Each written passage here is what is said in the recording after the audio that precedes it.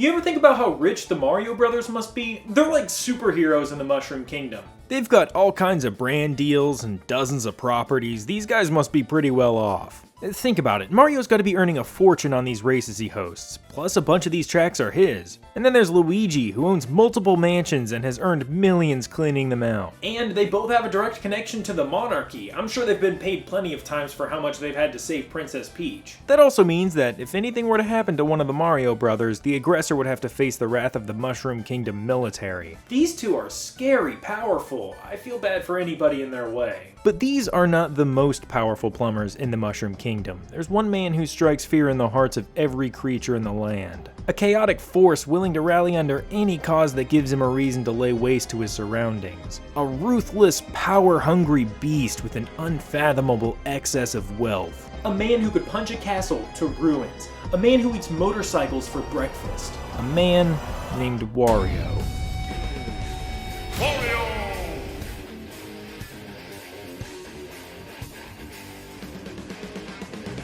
Over the course of this video, I will try to convince you that not only is Wario the richest man in the Mushroom Kingdom, but also the most powerful. Let's start with the money.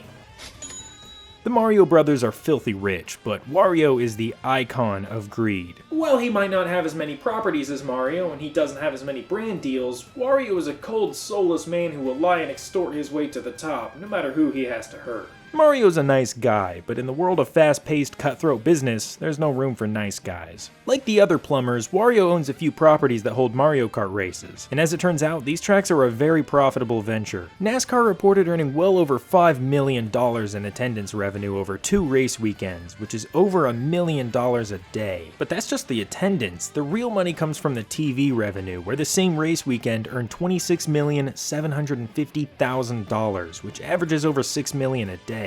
But Mario Kart isn't just some cars racing. These guys are racing on rainbows in space while trying to kill each other. It's safe to assume that Mario Kart TV would earn at least as much as NASCAR. And Wario has got some pretty crazy locations. On top of owning a stadium and a coliseum, he has racetracks built through the ski resort and shipyard that he owns. That should give you an idea of how rich this guy is. Those aren't the kinds of things you can just go out and buy.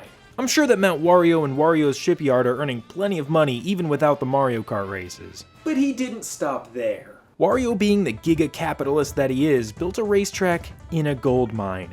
His gold mine. Wario's gold mine is a key location. It probably accounts for most of Wario's wealth, and it even explains a strange phenomenon in the Mushroom Kingdom. Wario's gold mine is a pretty tough track from Mario Kart Wii. It takes you along wobbly woodwork, winding through rugged rocky mountains. While racing this track, you'll encounter a few obstacles, like bats, OSHA violations, and colossal minecarts overflowing with pure gold.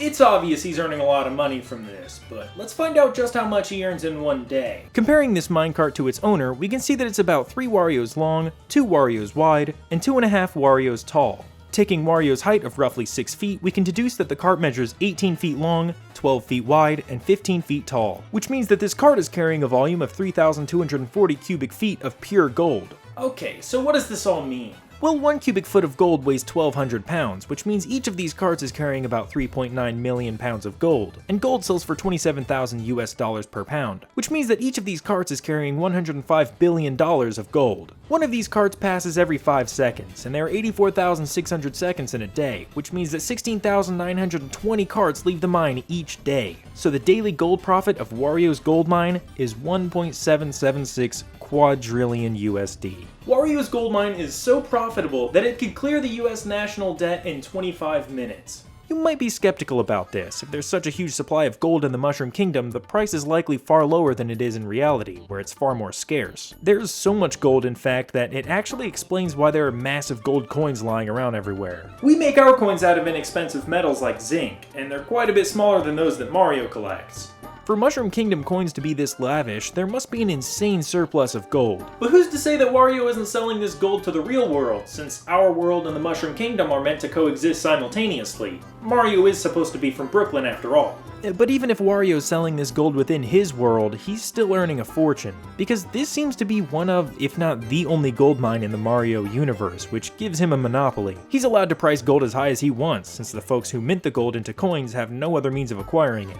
And trust me, Wario's pricing that stuff high. Not to mention, he probably pays his workers next to nothing, and he definitely doesn't follow proper safety and workers' rights protocol. So in summary, Wario's freaking loaded. But he plays a dangerous game. Sitting on what appears to be the only source of gold gives potential usurpers a good reason to do some usurping. But if those scoundrels want to get to Wario's gold, they'll have to get through Wario first.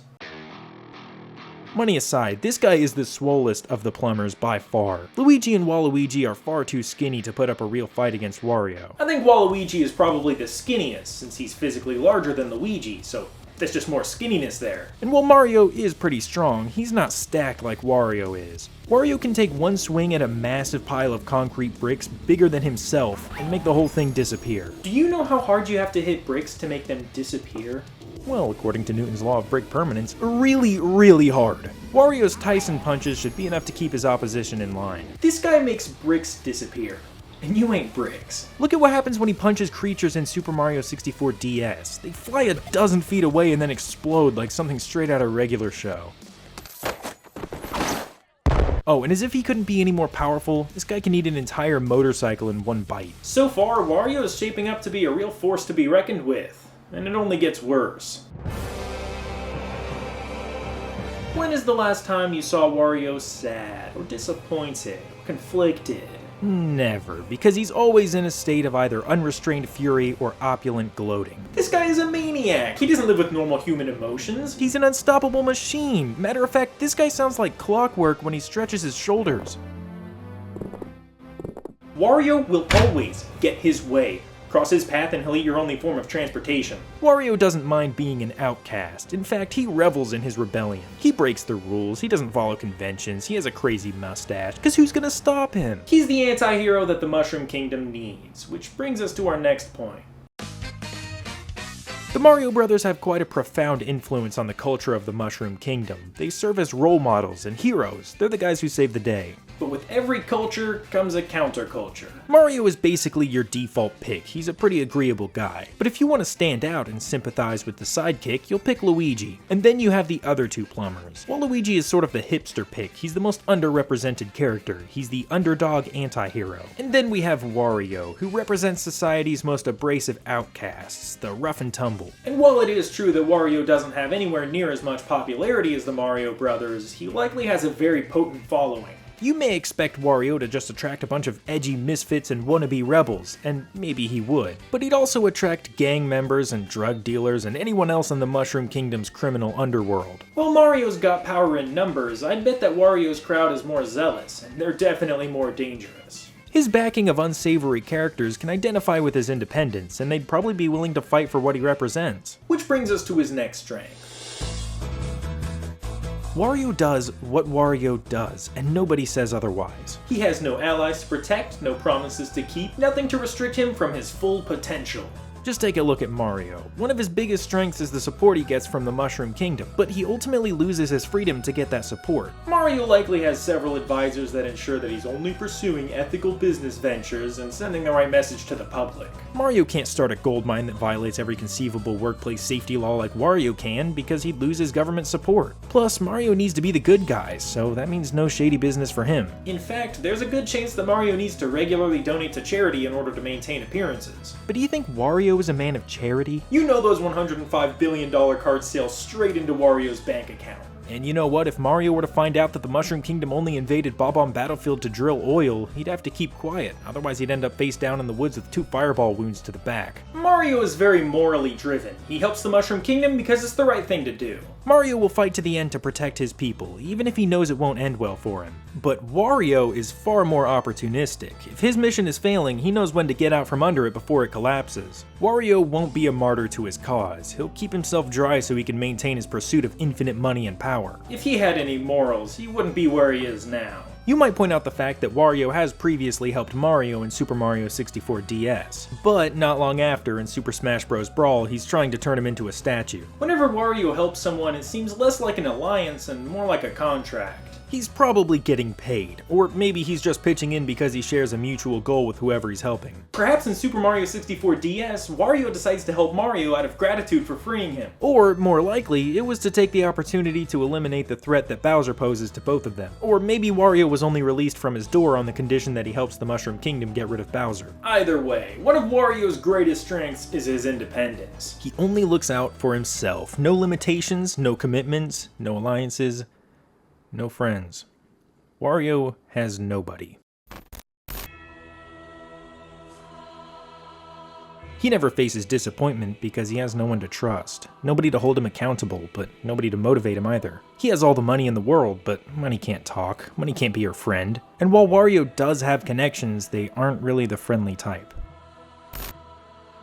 The only support he gets is from a bunch of backstabbing, selfish crooks. If he just for a moment let down his callous facade, he would lose the favor of the only people who seem to care about him. And while having criminal connections can be helpful, it's probably just as dangerous for Wario as it is for his enemies. He's stuck in a dark web of connections, and no matter how dangerous that is to him, he'll probably never even try to escape. While his willpower is very helpful, it often manifests as stubbornness. Wario won't slow down. He'll keep going until he's consumed by his hoard of treasure. He's willing to sabotage Mario at any cost, which could eventually be his downfall. He may not sacrifice himself for a moral cause, but he's willing to lose everything to defend his wealth or throw a wrench in Mario's plans. He seems to have the same inflexible solution to every problem. Beat the opposition into submission with his inhuman strength. An asset that has helped him in the past, but is another one of Wario's curses. His strange physical properties, like apparently being made out of gears, leaves him susceptible to ridicule and probably rust. Who wants to be friends with the guy who eats motorcycles?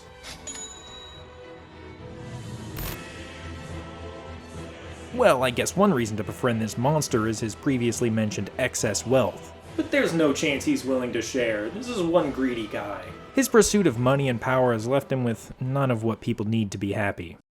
Well, that was depressing. But maybe Wario isn't like other people. Look at him. He doesn't look upset. Maybe I'm holding him to normal human standards rather than the standards of a mentally unstable clockwork money-driven power demon. And you know what? He does a pretty good job at being that. He's alone, but who's to say he's lonely? There's always Waluigi.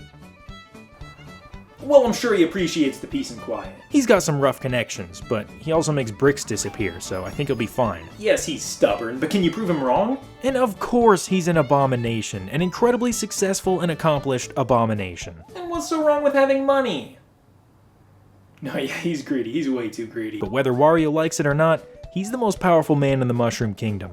Well, I hope you enjoyed my over-analysis of this make-believe magical overweight Italian plumber stuck in Mushroom Land. I just sort of thought that Wario has an intimidating aura around him and wanted to find out why. And as it turns out, he's a pretty complicated guy. Wario is, and always has been, the most based Mario character. Anyways, I appreciate you watching.